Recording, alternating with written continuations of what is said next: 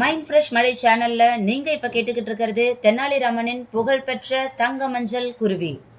விஜயநகர் விழா கோலம் பூண்டிருந்தது. அரச உற்சவம். அதில் கலந்து கொள்ள அண்டை நாட்டு அரசன் விஜயவர்தனர் வந்தார். விழா முடிந்த பிறகும் சில தினங்கள் விஜயநகரிலேயே தங்கினார். ஒரு நாள் விஜயவர்தன் அரசரிடம், அரசே, நான் கேள்விப்பட்டிருக்கின்றேன், தங்கள் அவைப்புலவர் தெனாலிராமன் மிகவும் சாதுரியசாலியாமே.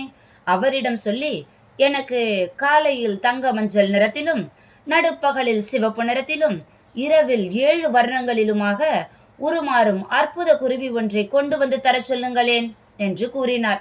மேலும் அது சில சமயம் 3 கால்களாலும், சில சமயம் 2 காலாலும், பிறகு 7 இறக்கை கொண்டும் வானில் பறக்கவும் வேண்டும் என்றார்.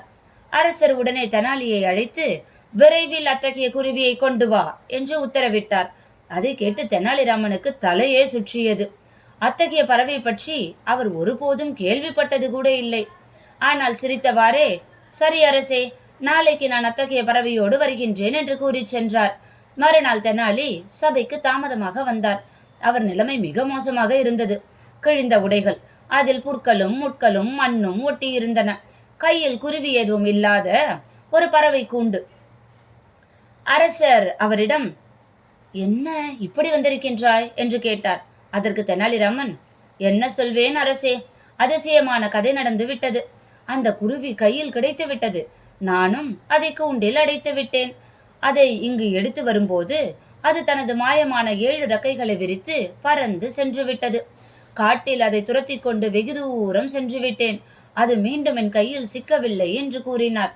தொடர்ந்து சற்று தூரத்தில் பறந்து சென்றவாறே அது என்னிடம் சொல்லிற்று, அரசரிடம் போய்ச் சொல், காலையாகின்ற போதோ அல்லது இரவாகின்ற போதோ அல்லது நடுப்பகலாகின்ற போதோ வெளிச்சமோ இருட்டோ இல்லாத போது நானே எனது 7 இறக்கைகளால் பறந்து திரும்ப வந்து விடுகின்றேன் என்றது என்று தெனாலிராமன் கூறினார்.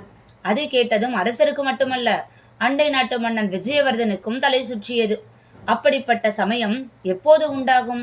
காலையாகாமல், நடுப்பகலாகாமல், இரவும் ஆகாமல், வெளிச்சம் இருட்டு ஆகும் சமயம் எது என்று அனைவரும் வியப்படைந்தனர்.